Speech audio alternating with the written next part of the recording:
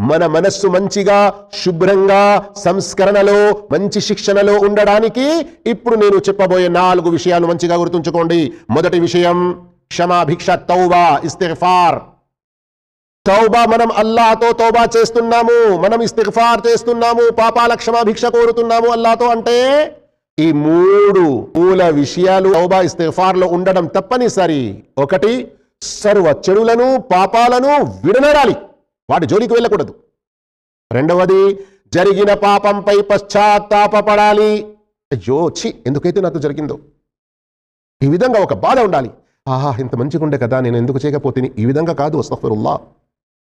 మూడవది, ఇక ముందు ఇన్ ఫ్యూచర్ భవిష్యత్తులో తిరిగి ఆ పాపం చెయ్యను అని దృఢ సంకల్పం చేసుకోవాలి.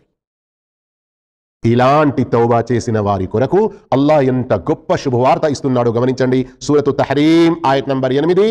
ఓ విశ్వాసులారా, అల్లాహ్ వైపున పశ్చాత్తాపంతో మరలండి. ఎలాంటి పశ్చాత్తాపం? నిష్కల్మషమైనది, స్వచ్ఛమైనది. మీ ప్రభు మీ పాపాలను మీ నుండి దూరం చేసి క్రింద సెలయేళ్లు ప్రవహించే స్వర్గవనాలలో మీకు ప్రవేశం కల్పించవచ్చు. వచ్చు అంటే ఆశనే కాదు, పక్కా నమ్మకం.